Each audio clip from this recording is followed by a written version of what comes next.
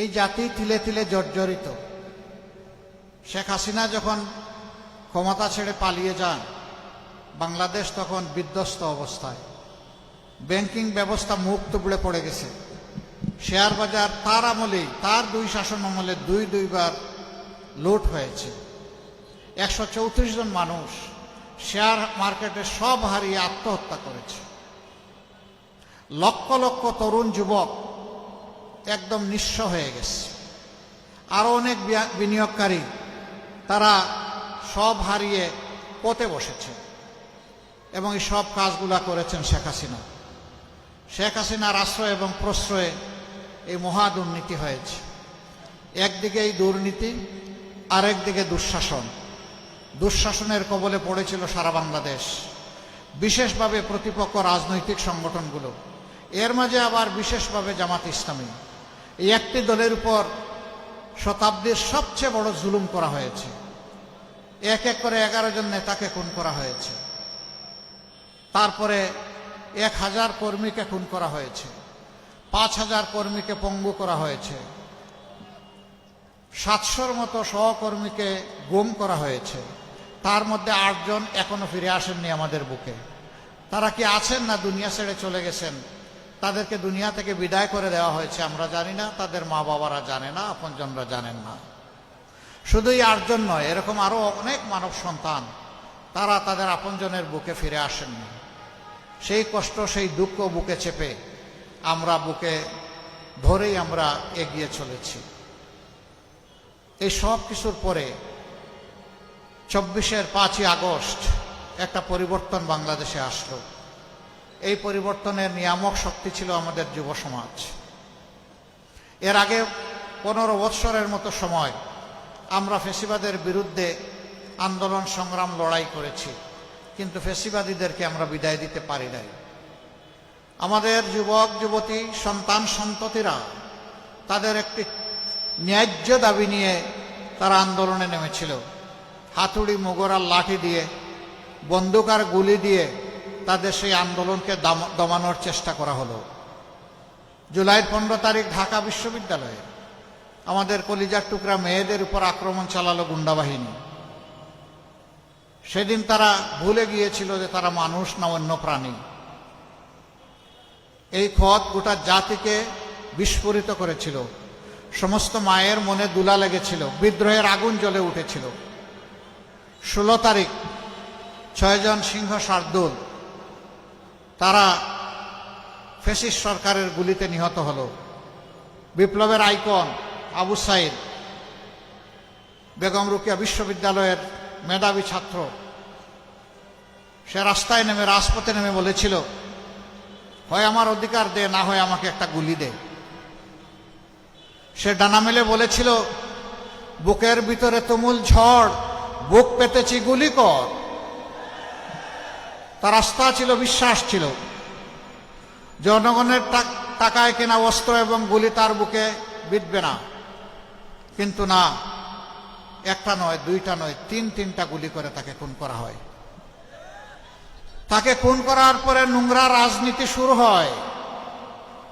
প্রধানমন্ত্রী থেকে শুরু করে সেই সময়ের সকল নেতা পাতারা বলতে শুরু করলেন, সে বাহিনীর গুলিতে নিহত হয় নাই, সহযোদ্ধাদের গুলিতে নিহত হয়েছে।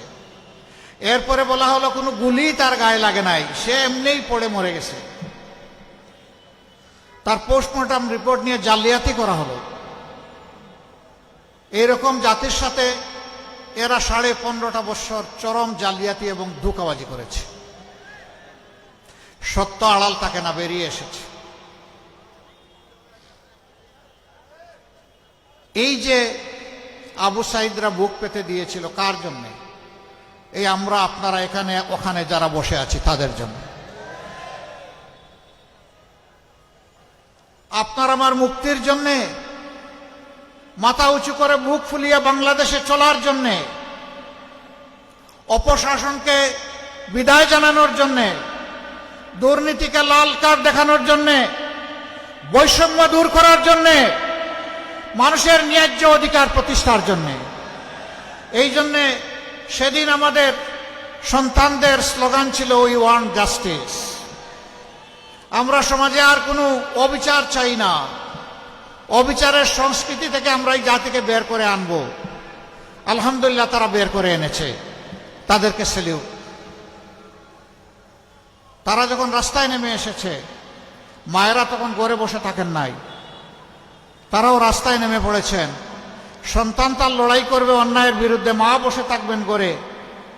বিপ্লবী মাদের জন্য এটা মানায় না, এই জন্য মারাও সেদিন রাস্তায় নেমে এসেছিলেন।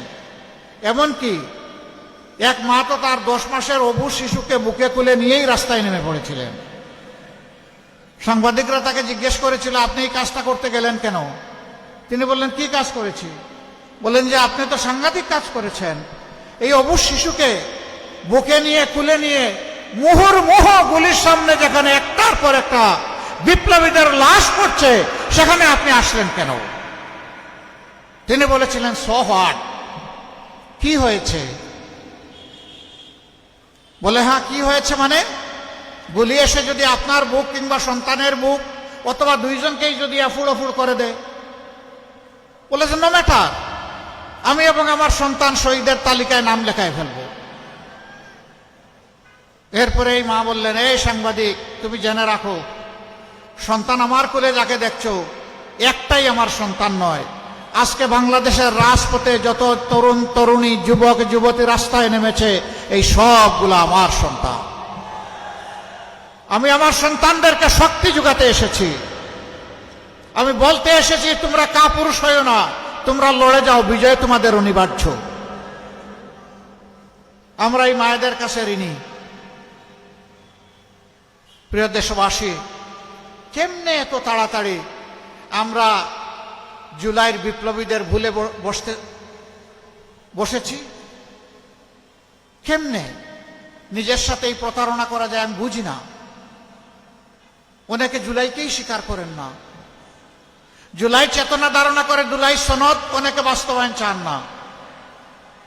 অনেকে সংস্কারের পক্ষে না, এখন বলেই দিচ্ছেন যে অনিচ্ছা সত্ত্বে আমরা সংস্কারের সাইন করেছি। এখানে সাইন না করা পক্ষ আছে, কিন্তু তারাও আজ দিচ্ছে সংস্কারে হা বলতে হবে। অথচ যারা সেদিন স্বাক্ষর করলেন তারা এখন চুপ, তাদের মুখে এখন কোনো বলি নাই। তাদেরকে তাদের অবস্থান বিনয়ের সাথে বলবো, আপনারা স্পষ্ট করুন, আপনারা কি সংস্কার চান নাকি আপনারা সংস্কার চান না? না না, আপনাদেরকে বলি নাই, যারা চুপ করে আছেন তাদেরকে। আপনাদেরকে খুলাসা করতে হবে, বলতে হবে আপনারা কি চান। যদি আপনারা সংস্কার চান, এদেশের মানুষ বিবেচনা করবে এক ধরনের, যদি সংস্কার না চান তাহলে সিদ্ধান্ত নেবে ভিন্ন ধরনের। আমি আপনাদের কাছে জানতে চাই, যেই রাজনীতি আমাদেরকে ফেসিবাদ, লুণ্ঠনকারী, দুর্নীতিবাজ, ব্যাংক ডাকাত, মায়ের হত্যাকারী, আমার মায়ের ধর্ষণকারী, ইজ্জত লুণ্ঠনকারী, শিশু হত্যাকারী, বৃদ্ধ হত্যাকারী যে শাসন ব্যবস্থা আমাদেরকে উপহার দিয়েছে, আপনারা কি সেই শাসন চান? পুরানা অবস্থা ফসা সেই শাসন অবশ্যই আপনারা চান না।